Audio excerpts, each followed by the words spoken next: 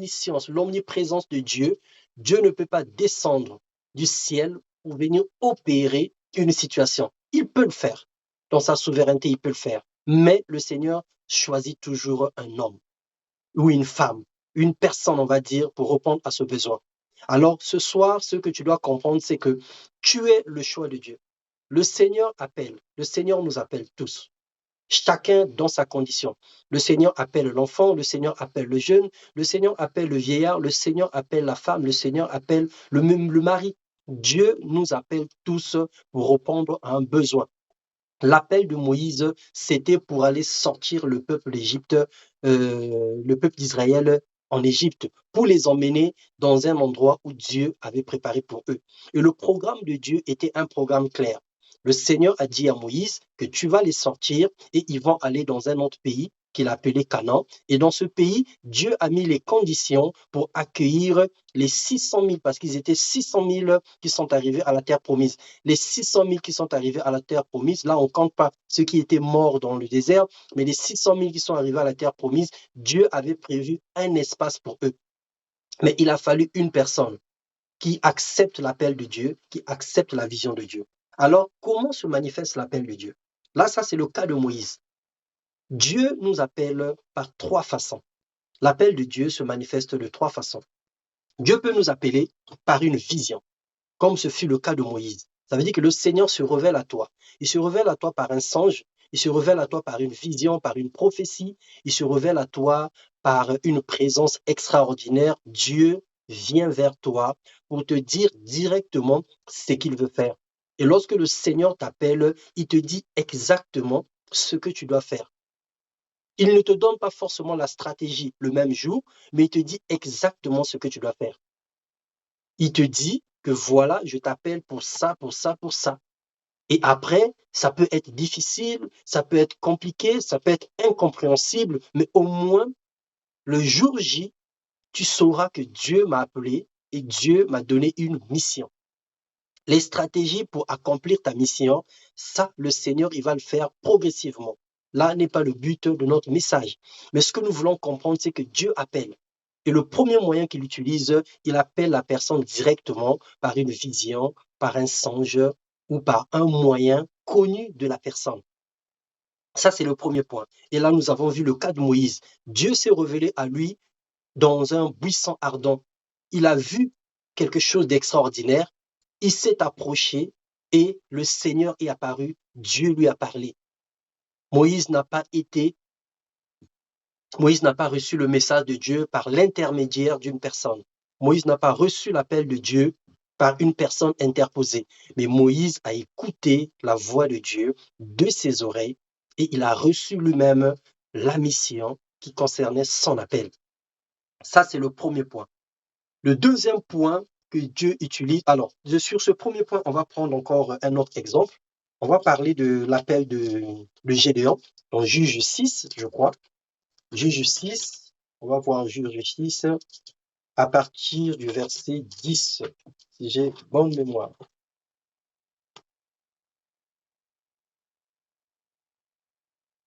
Si quelqu'un a trouvé avant moi, il peut lire.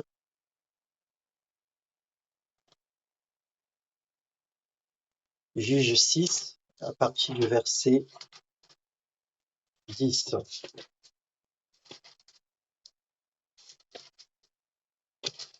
Bon, j'ai trouvé, je vais lire.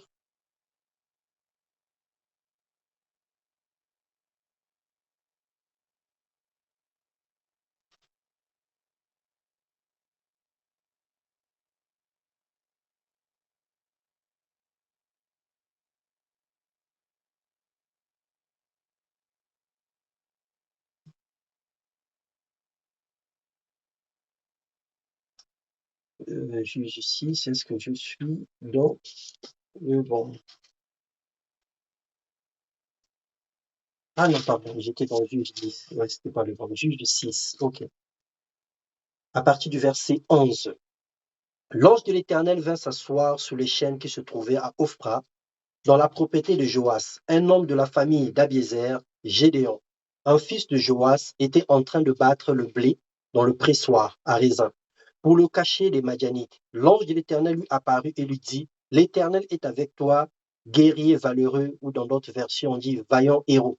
Gédéon lui répondit, de grâce, mon Seigneur, si l'Éternel est avec nous, pourquoi tant de malheurs s'abat-il sur nous? Où sont donc tous ces prodiges que nos pères nous ont racontés en nous disant que l'Éternel nous a fait sortir d'Égypte? En réalité, l'Éternel nous a abandonnés et nous a livrés au pouvoir des Madianites. Alors l'Éternel se trouva vers lui et dit, va avec cette force que tu as et délivre Israël des Madianites. N'est-ce pas moi qui t'envoie? Mais Gédéon répliqua, de grâce, mon Seigneur, avec quoi pourrais-je délivrer Israël? Ma famille est peu importante dans la tribu de Manassé, et moi je suis le plus jeune des fils de mon père. L'Éternel lui répondit, je serai avec toi. C'est pourquoi tu battras les Madianites tous ensemble. Ça, c'est l'appel de Gédéon. Gédéon était un petit. Sa famille, c'était la tribu de Manassé. C'était la plus petite des tribus. Et Gédéon lui-même, selon les théologiens, il était petit de taille, il n'était pas fort, il n'était rien. Ce n'était qu'un enfant comme tous les enfants, mais Dieu a choisi Gédéon pour aller battre les Madianites. Gédéon s'est réclamé devant Dieu, mais Seigneur, je n'ai rien pour aller les délivrer. Qui suis-je? Ma famille est d'abord pauvre, et moi-même je suis pauvre. Alors comment je vais faire pour aller délivrer un peuple? Et la même réaction, si nous repartons dans Exode 3, à partir du verset 11, nous allons voir la même réaction. Moïse aussi a eu la même réaction. On va comprendre un fait à partir de là. À partir du verset 11 de Exode 3 que nous avons lu tout à l'heure, Moïse dit, qui suis-je, moi, pour aller trouver le Pharaon et pour le faire sortir Israël? Sache que je serai avec toi, lui répondit Dieu, et voici le signe auquel on reconnaîtra que c'est moi qui t'envoie. Quand tu auras fait sortir le peuple d'Égypte, vous m'adorerez sur cette montagne. Moïse reprit, j'irai donc trouver les Israélites et je leur dirai, le Dieu de vos ancêtres m'a envoyé vers vous. Mais il lui demande, quel est son nom? Que leur répondrai-je? Alors Dieu dit à Moïse, je suis celui qui est. Et puis il ajouta, voici ce que tu diras aux Israélites. Donc, à chaque fois que Dieu nous appelle, ça n'a jamais été une affaire facile. Ça n'a jamais été une chose qu'on peut embrasser comme ça à bras ouverts. Oui, Seigneur, merci. Dans toute la Bible, il n'y a qu'une seule personne qui a répondu à l'appel de Dieu. Bon, pas une seule personne, mais vraiment parmi les personnes qui ont répondu à l'appel de Dieu, facilement, ce fut Ésaïe. Dans Ésaïe 8, je crois, c'est Ésaïe qui a dit, oui, Seigneur, me voici, envoie-moi. Alors ça, c'est une grâce. C'est une grâce lorsque nous comprenons l'appel de Dieu et que nous répondons aux besoins sans contester, sans se justifier, sans discuter. C'est une grâce. Mais, dans la plupart du temps, lorsque Dieu nous appelle, lorsqu'il nous confie une tâche, lorsqu'il nous confie une mission, ça n'a jamais été quelque chose de facile. Mais le Seigneur sera toujours avec nous. Le Seigneur sera toujours notre guide. Le Seigneur sera toujours notre bouclier. Parce que c'est lui qui est le maître de cette œuvre. C'est lui qui nous envoie. Alors c'est lui qui nous donne les capacités. Et lorsque Dieu nous appelle, Dieu ne tient pas compte de ce que nous sommes. Tu vas dire toutes sortes de raisons à Dieu. Seigneur, je ne sais pas parler. Seigneur, je ne parle pas bien français. Seigneur, je ne connais pas la Bible. Je ne maîtrise qu'un seul verset biblique. Seigneur, je vis dans un quartier là où il n'y a pas de bus. Seigneur, je vis dans un pays là où l'évangile est difficile. Seigneur, je suis ceci, Seigneur. Tu donneras toutes sortes de raisons, mais lorsque Dieu te choisit, lorsque Dieu te désigne, alors Dieu, qui nous connaît mieux que nous-mêmes, il sait ce qu'il a investi en nous. Ce que Dieu a besoin, ce n'est pas ce que tu sais faire. Ce que Dieu a besoin, ce n'est pas ce que tu as entre tes mains. Mais ce que Dieu a besoin, c'est ce que lui-même il a mis à l'intérieur de toi. C'est ce que lui-même il va faire avec toi. Alors Dieu a besoin de nous tous. Dieu nous appelle tous à faire son œuvre. Dieu nous appelle tous à répondre à un besoin. Donc on va dire, paramètre ou la première façon que Dieu, le premier moyen que Dieu utilise pour nous appeler, il nous appelle par une vision ou encore de façon directe. Dieu nous appelle de façon directe. Et nous pouvons aussi voir dans Matthieu 4, le verset 18, dans Matthieu 4, le verset 18, le Seigneur appelle. Dieu choisit des hommes pour manifester sa gloire. Dieu choisit des femmes pour accomplir des missions. Dieu choisit des personnes pour aller répondre à un besoin, pour aller délivrer ceux qui sont dans la difficulté. Matthieu 4, le verset 18. Matthieu 4, à partir du verset 18, je vais lire. Un jour qu'il marcha au bord du lac de Galilée, il vit deux frères, Simon, qu'on appelle aussi Pierre, et André, son frère, qui lançaient un filet dans le lac, car ils étaient pêcheurs. Il leur dit, suivez-moi, je ferai de vous des pêcheurs d'hommes. Ils abandonnèrent aussitôt leur filet et le suivirent. Poursuivant son chemin, il vit deux autres frères, Jacques, fils de Zébédée, et Jean, son frère. Ils étaient dans leur bateau avec Zébédée, leur père, et ils réparaient leurs filets. Il les appela, et aussitôt ils laissèrent leur bateau, quittèrent leur père et le suivirent. Amen. Donc ça, c'est l'appel des apôtres, lorsque Jésus est en train d'appeler les apôtres. La Bible dit bien que lorsqu'il a rencontré les fils de Zébédée, dès que Jésus les a appelés, ils ont abandonné leur père. Ils ont abandonné leur travail. Ils ont tout laissé pour suivre le Seigneur parce que c'était la voix du bon berger. C'était la voix du maître. La voix du maître dans leur cœur était comme un ordre solennel qu'ils ne pouvaient pas contester. C'était comme, on va dire, un marteau qui a frappé leur cœur. Ils ne pouvaient pas se détourner de la voix de Dieu. Ils ont aussitôt obéi à la voix de Dieu et ils ont suivi Jésus. Mais ça, c'est dans l'omnipotence de Dieu, dans sa souveraineté, parce que Jésus était lui-même Dieu. Lorsqu'il leur parlait, en fait, il parlait à leur esprit et ils ne pouvaient pas contester la voix du Maître par rapport à ce qui s'est passé avec Moïse ou Gédéon. Donc, c'est une façon pour nous de montrer que Dieu appelle.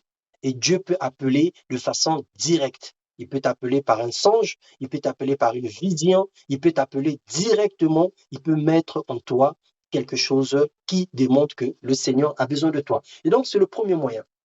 Et le deuxième moyen par lequel Dieu appelle, Dieu peut appeler par une personne interposée. Dieu peut utiliser et Dieu peut t'appeler par une personne interposée. Ça veut dire qu'aujourd'hui, le Seigneur peut, comment on appelle, le Seigneur peut, le simple fait que tu restes à côté d'un homme de Dieu, le simple fait que tu sois dans une église, le simple fait que tu sois en train de faire quelque chose autour d'un homme de Dieu qui a reçu un appel, le Seigneur peut aussi considérer ce travail pour t'emmener dans une autre destinée. Le Seigneur peut considérer pour t'emmener dans une autre destinée. Dans sa souveraineté, il voit la volonté que tu as. Il voit ta disponibilité. Il voit les capacités que tu as démontrées, la loyauté que tu as eue vis-à-vis de cet homme. Le Seigneur peut dire que celui-là, il est le successeur qu'il me faut. Celui-là, il est le successeur qu'il me faut. Et nous avons deux exemples dans la Bible. Nous allons voir dans Josué, le chapitre 1, à partir du verset 1, la Bible déclare, « Après la mort de Moïse, serviteur de l'Éternel, l'Éternel dit à Josué, fils de Nun, l'assistant de Moïse, mon serviteur Moïse est mort.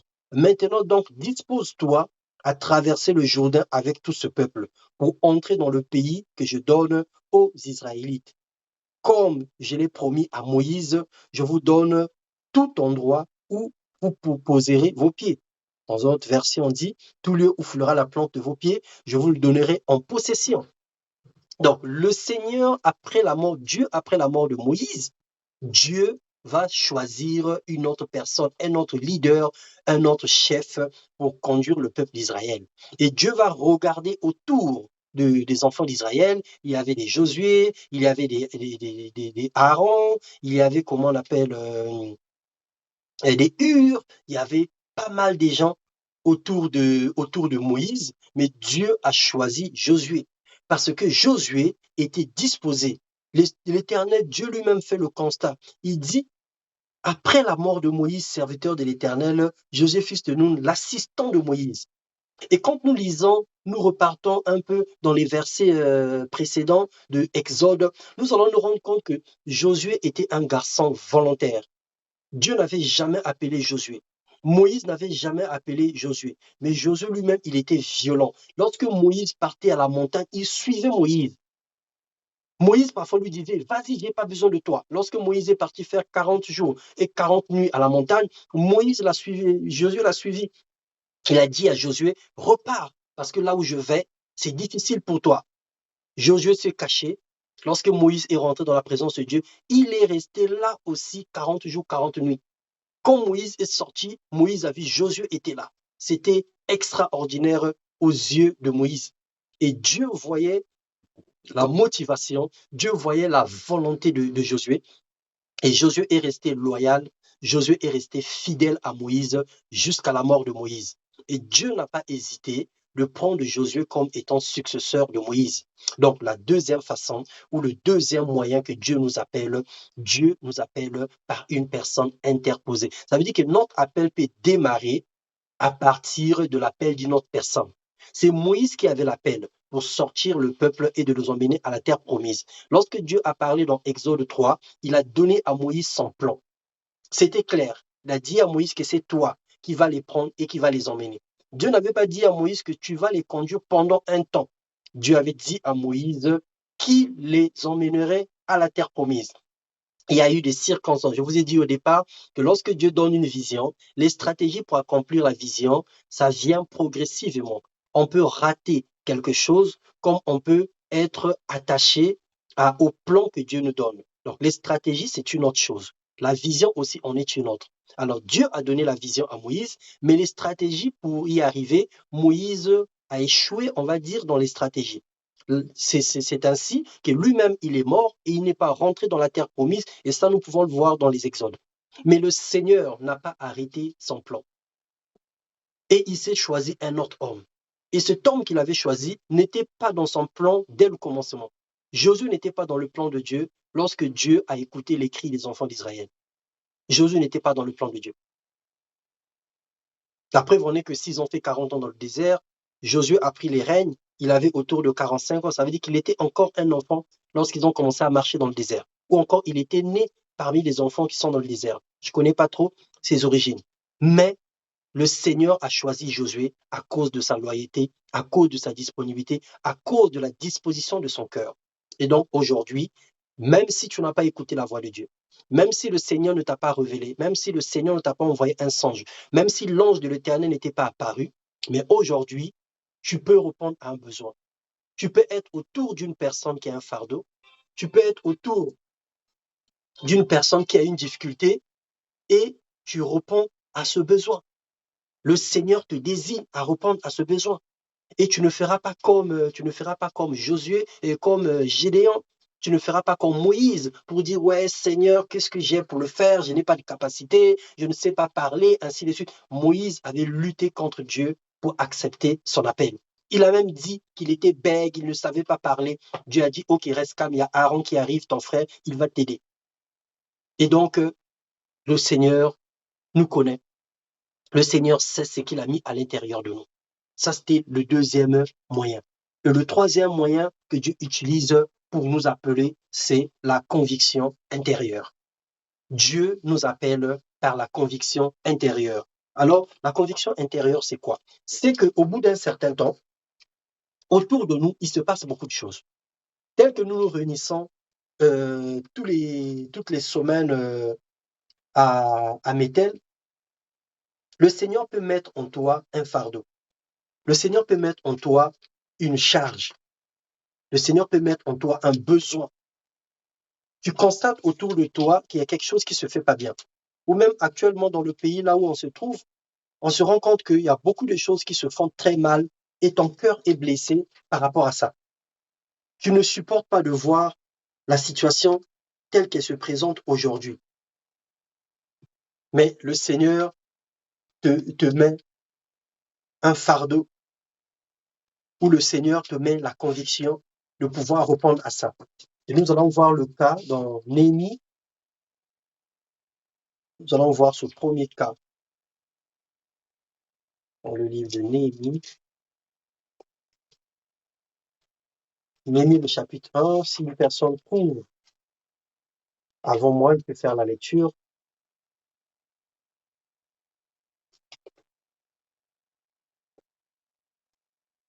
Néhémie, chapitre 1.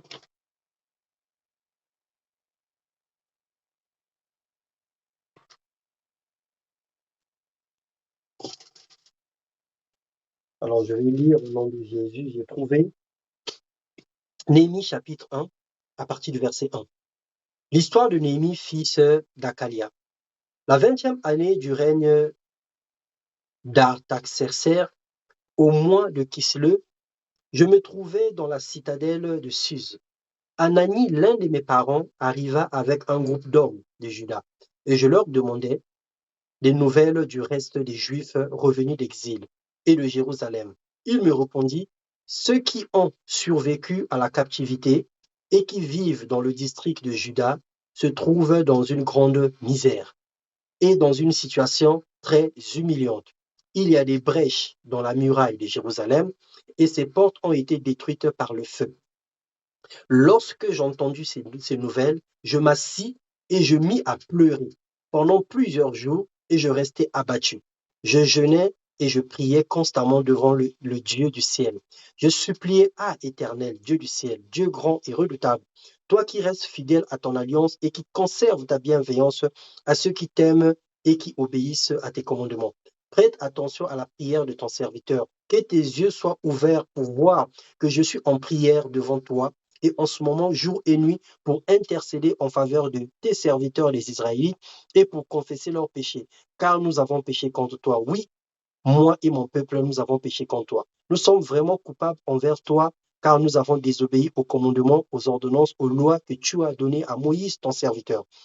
Souviens-toi cependant, je te prie, de ces paroles que tu as ordonnées à ton serviteur Moïse de prononcer lorsque vous serez infidèles, si vous dispersez parmi d'autres peuples, mais si vous revenez à moi pour obéir à mes commandements et les appliquer, alors même si vous trouvez éloignés jusqu'aux extrémités de la terre, je vous rassemblerai et je vous ramènerai de là au lieu où que j'ai choisi pour y établir ma présence.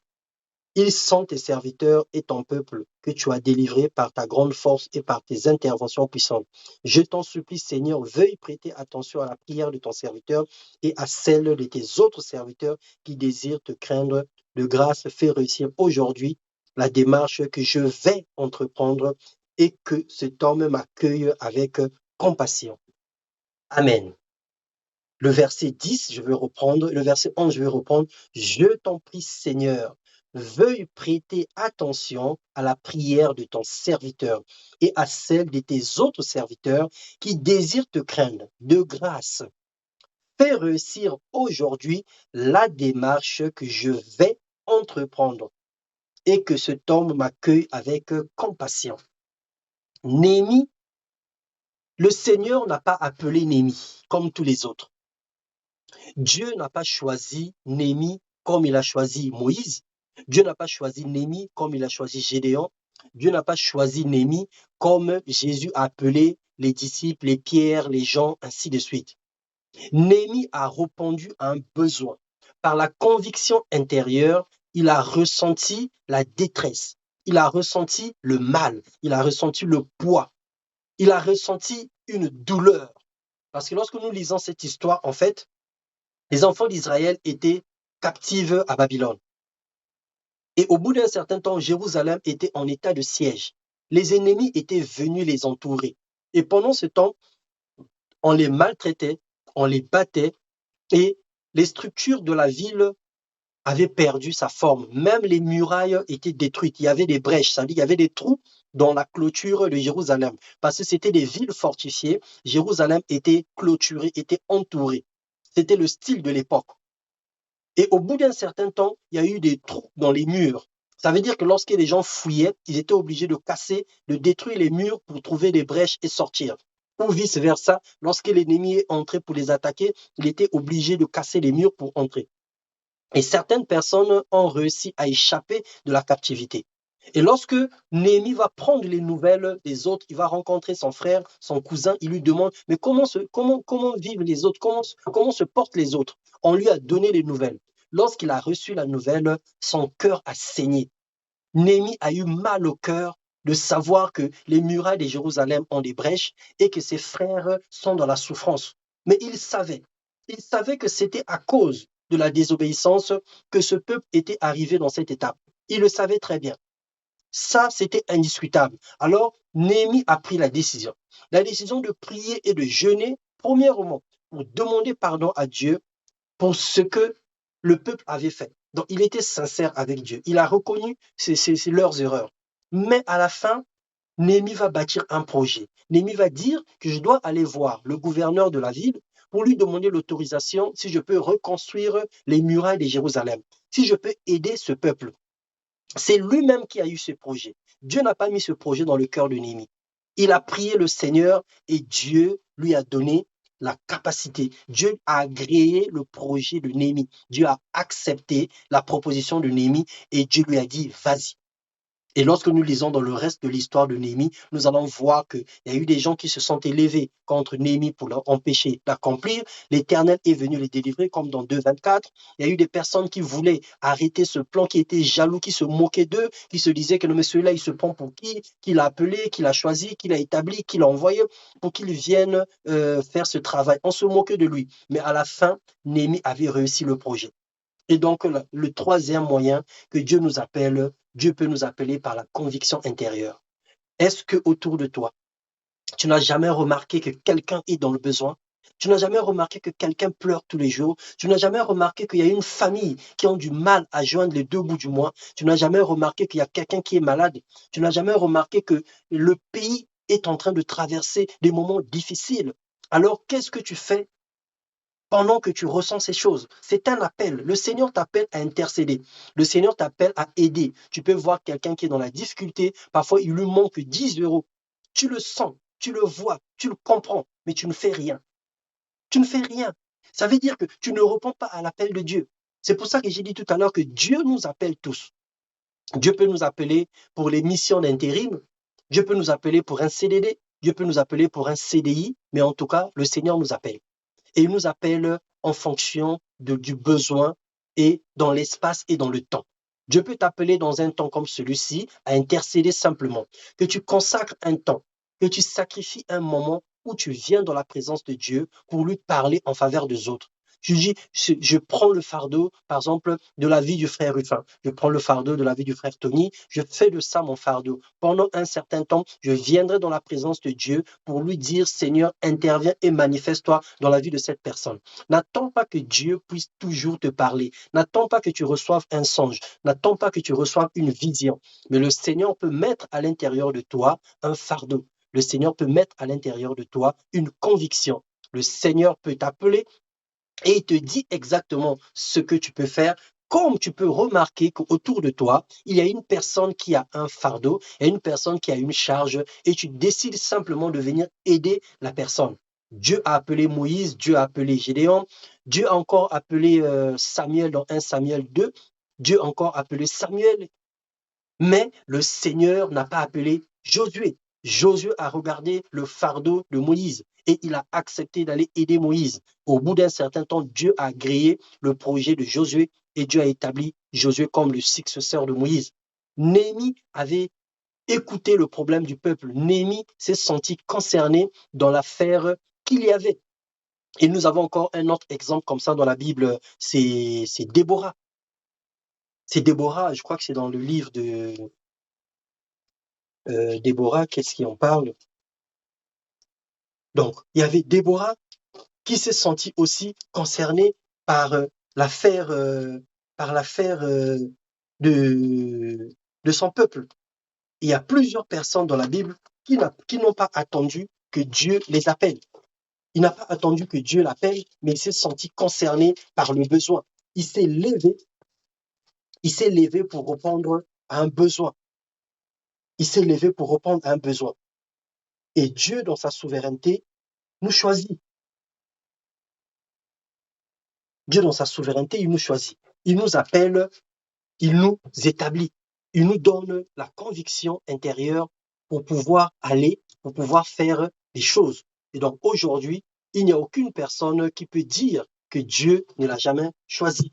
Il n'y a aucune personne qui peut dire qu'il est inutile ou elle est inutile dans la présence de Dieu. Aucune personne ne peut le dire. Parce que le Seigneur nous connaît. Le Seigneur a un plan pour nous tous. Le Seigneur a un plan pour tous les hommes. Le Seigneur a un plan pour toutes les femmes. Le Seigneur nous connaît tous et il veut que nous puissions nous lever et intervenir dans les besoins qui sont autour de nous. Et donc aujourd'hui, le Seigneur te fait savoir, le Seigneur te montre par là qu'il a un projet pour toi. Et alors, c'est à toi aujourd'hui de découvrir à quoi est-ce que Dieu m'appelle. Est-ce que tu te considères comme un serviteur inutile? Est-ce que tu te considères comme étant une servante de Dieu? Est-ce que tu te considères comme étant une personne qui est venue accompagner les autres? Alors, quelle que soit ta position, quel que soit ce que tu as aujourd'hui entre tes mains, quel que soit ce que tu as vécu, quels que soient les problèmes que tu as, le Seigneur a un plan pour toi. Le Seigneur veut que toi, tu te lèves et que tu fasses ce qu'il te demande de faire.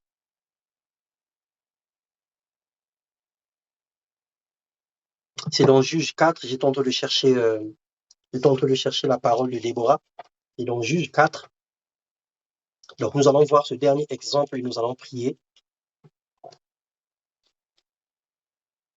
Dans Juge 4, à partir du verset 1, la Bible déclare, après la mort d'Éhoud, les Israélites recommencèrent à faire ce que l'Éternel considère comme mal. Alors l'Éternel les livra au pouvoir de Yabin, un roi cananéen qui régnait sur la ville d'Astor. Le chef de son armée s'appelait Sisera et demeurait à Aroset Goïm.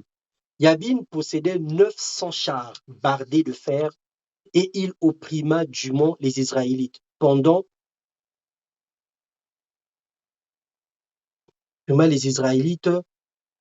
pendant 20 ans. Alors ceux qui implorèrent l'Éternel à cette époque, Déborah, une prophétesse, femme de Lapidote, administrait la justice en Israël. Elle siégeait sous le palmier qui, depuis lors porte son nom entre Rama et Bethel dans la région montagneuse d'Éphraïm. Les Israélites se rendirent auprès d'elle pour régler leur litige. Un jour, elle envoya chercher Barak, fils d'Abinoam, de Kédesh, et en Nephtali, et lui dit, voici ce que t'ordonne l'Éternel, le Dieu d'Israël. Va recruter 10 000 hommes dans la tribu de Nephtali et de Zabulon et conduis-les sur le mont Tabor. Je mènerai au torrent de Kishon Sisera, le chef de l'armée de Yabin, avec ses chars et ses troupes, et je lui donnerai la victoire sur lui. Barak répondit à Déborah, si tu m'accompagnes, j'irai, mais si tu ne viens pas avec moi, je n'irai pas. Soit, lui répondait-elle, j'irai avec toi, mais sache que ce n'est pas à toi que reviendra l'honneur de l'expédition que tu vas entreprendre, car c'est entre les mains d'une femme que l'Éternel livrera Sisera. Déborah se mit donc en route pour se rendre avec Barak et Kédesh. Celui-ci convoqua les tribus d'Israël. Bref, donc lorsque nous voyons dans cette histoire, c'était une femme. Déborah était une femme, elle était juge, mais elle a senti que l'affaire lui concernait. Et elle s'est levée pour aller combattre l'ennemi et délivrer son peuple qui était en captivité pendant 20 ans. Alors, bien aimé, je veux mettre terme à cet enseignement parce que c'est un long enseignement, on peut passer beaucoup des heures. Je vais conclure par là en disant que le Seigneur nous appelle tous. Le Seigneur a pour nous des projets de bonheur et de paix. Le Seigneur nous connaît et il sait de quoi avons-nous besoin. Le Seigneur connaît le besoin qu'il y a dans ta vie. Le Seigneur écoute tes larmes, le Seigneur écoute tes cris, le Seigneur écoute tes pleurs. Le Seigneur voit la détresse de ton âme. Le Seigneur voit la souffrance que tu traverses tous les jours. Le Seigneur voit ce qui se passe autour de toi. Pendant que tu es tranquille, pendant que tout se passe bien dans ta vie, pendant que tu manges et que tu ne te plains de rien, mais il se passe des choses autour de toi. Il se passe des choses dans la famille, il se passe des choses dans l'église, il se passe des choses dans la nation, il se passe des choses dans le monde. Et Dieu voit toutes ces choses. Le Seigneur ne descendra pas du ciel pour venir régler ses problèmes. Mais Dieu a choisi des hommes. Dieu a choisi des femmes. Quel que soit ton âge. Gédéon était un enfant, Dieu l'a choisi. Moïse avait 40 ans, Dieu l'avait choisi. Déborah était une femme, Dieu l'avait choisi. Moïse était bègue, il ne savait pas parler. Dieu l'a quand même appelé. Gédéon était pauvre, il n'avait pas de moyens. Dieu l'a appelé. Pierre, Simon et Simon-Pierre et les fils de Zébédée, les Jacques, ils étaient des pêcheurs, ils n'avaient pas de moyens, ils n'étaient pas instruits. Pierre n'a jamais été à l'école, nous racontent les historiens. Il était, on va dire, analphabète ou illettré, mais Dieu l'a choisi Et c'est lui qui est devenu le chef de l'Église primitive. Et nous pouvons le voir dans Acte 1 et Acte 2, lors de la Pentecôte. Dieu a choisi des hommes. Et on pouvait aussi parler de l'appel de Paul dans Acte 9, 1 à 10, on ne va pas le lire. Paul était un criminel, Paul était cruel. Après avoir tué Étienne, il se rendait à Damas pour aller encore commettre des crimes. Mais sur le chemin de Damas, Dieu s'est révélé à Paul, à Saul de Tarse, par une lumière lui rendant aveugle. Et Dieu a envoyé Ananias pour aller prier pour lui et lui ouvrir les yeux et lui montrer le chemin pour le service du Seigneur. Donc le Seigneur nous connaît. Il te connaît avec tes faiblesses. Il sait que tu es dans le mensonge. Il sait que tu n'es pas clair dans ta vie. Il sait que tu as des faiblesses. Il sait que tu as des difficultés. Il sait même parfois que tu peux même commettre des péchés du genre masturbation, du genre adultère. Le Seigneur nous connaît. Le Seigneur connaît nos difficultés.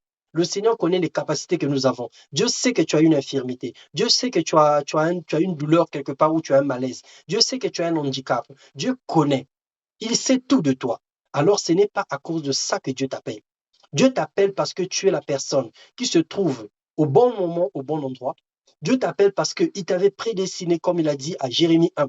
Je te connaissais quand tu étais encore dans le ventre de ta mère. Dieu avait déjà mis un plan sur ta vie. Dieu avait déjà établi un projet sur toi. Donc Dieu te connaît.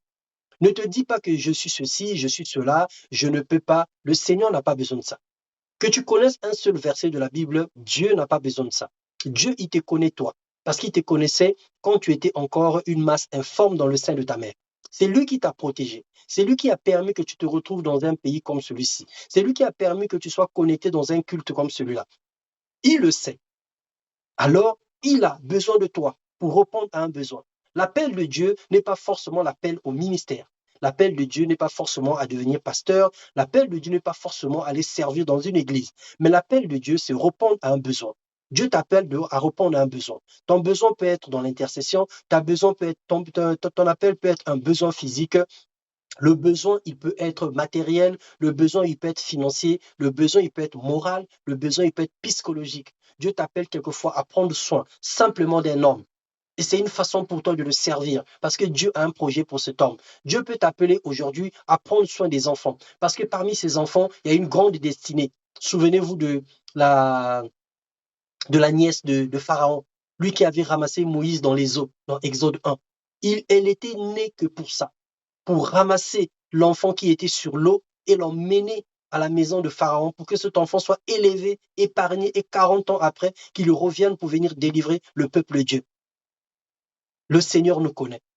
On n'a pas tous les mêmes responsabilités, on n'a pas tous la même mission, mais on est tous appelés de Dieu. Il y a beaucoup d'appelés, il y a peu d'élus. Et donc nous sommes tous appelés. Le Seigneur nous a appelés. Le jour où tu as accepté Christ dans ta vie, le jour où tu l'as reçu, le jour où tu as décidé de pouvoir le chercher de temps en temps, ou de venir dans sa présence, ou de te donner à fond dans son œuvre, c'était le jour où le Seigneur t'avait appelé.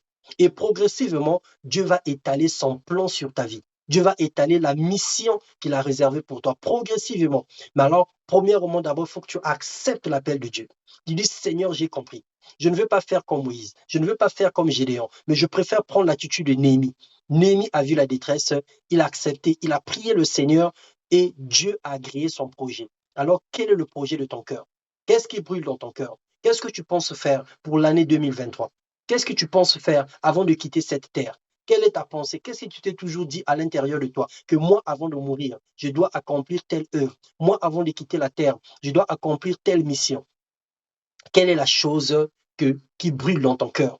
Qu'est-ce qui brûle dans ton cœur? Alors saisis la pensée de Dieu ce soir pour comprendre que c'est l'appel de Dieu. Lorsque Dieu met un fardeau à l'intérieur de toi, tu n'arrives même pas parfois à bien dormir parce que tu veux à tout prix faire la chose qui te tient à cœur. Ne te dis pas que non parce qu'il s'agit d'une formation ou parce qu'il s'agit d'une situation sociale que ça ne rentre pas dans le cadre de Dieu. Le projet de Néhémie n'était pas un projet spirituel, c'était un projet normal. Il partait pour construire une muraille. Et pourtant, c'était le plan de Dieu. Le Seigneur a agréé l'œuvre de Néhémie. Alors ne sous-estime pas les convictions intérieures. Ne sous-estime pas les fardeaux que tu ressens. Ne sous-estime pas le poids que tu as en ce qui concerne l'appel de Dieu ou faire quelque chose. Dieu nous connaît et le plus important, c'est qu'il a pour nous des projets de bonheur et de paix pour nous donner un avenir et de l'espérance. Et nous avons tous besoin des uns et des autres. La chose de Dieu, les miracles de Dieu, les merveilles de Dieu pour s'accomplir sur la terre, il faille que les hommes se lèvent, il faille que les femmes se lèvent, il faille que des personnes reconnaissent que Dieu les a appelés et qu'ils puissent répondre à un besoin particulier. Et c'est en ce moment-là que nous pouvons remplir notre carnet de commandes. Parce que chacun de nous, à la fin du temps, Dieu va nous ramener dans la parabole des talents que je t'ai donné un talent, je t'ai donné un don, je t'ai donné une grâce, je t'ai donné quelque chose. Qu'est-ce que tu as fait avec? Est-ce que le Seigneur te dira, bon et fidèle serviteur, rentre dans ton repos? Ou alors Dieu te dira que mauvais serviteur et il te chasse dans son royaume. Alors le Seigneur t'a donné un talent. Le Seigneur t'a donné un pouvoir, une grâce. Le Seigneur a mis en toi un don. Il y a quelque chose qui est en toi, quelque chose que toi seul possèdes et que Dieu a besoin de ça pour que tu puisses l'utiliser pour le besoin des autres. Dieu ne nous appelle pas pour nous-mêmes, mais Dieu nous appelle pour répondre à un besoin. Et le besoin, c'est des personnes qui sont en face de nous. Ça peut être dans nos familles, ça peut être dans notre quartier, ça peut être dans la nation, dans la ville, ça peut être dans l'église. Dieu nous appelle à répondre à un besoin. Alors, dans une saison comme celle-ci, le Seigneur voudrait que nous puissions réfléchir jusqu'à la fin de l'année pour qu'on sache à partir de l'année prochaine, lorsque nous allons faire nos projections, qu'est-ce que nous allons faire pour Dieu ou à quoi est-ce que Dieu nous appelle. Une seconde après la mort, on ne peut plus rien faire. C'est maintenant qu'on doit rentrer dans le projet de Dieu. Vaut mieux accepter et rentrer dans le projet de Dieu, même si on ne va pas le finir, mais au moins on a dit oui Seigneur et qu'on a commencé, que de dire non, que de dire que plus tard, que de dire que à bientôt. Alors à bientôt sera trop tard. Et lorsque ça va être trop tard, nous allons regretter, lorsque le Seigneur va nous juger devant son trône blanc. Alors bien aimé dans le Seigneur, voici ce que Dieu voulait nous dire ce soir. Dieu te rappelle encore qu'il t'a appelé, qu'il t'a choisi, qu'il t'a destiné, alors rentre dans ton appel. Peu importe la forme de ton appel. Tu as reçu une vision, tu as reçu un songe, le Seigneur a mis en toi un fardeau, une conviction, tu accompagnes une personne dans quelque chose, alors attache-toi à l'œuvre que le Seigneur met en toi. Que Dieu nous bénisse et qu'il nous accorde encore la grâce d'accepter tout ce qu'il met entre nos mains. Dans le nom de Jésus-Christ. Amen. Amen.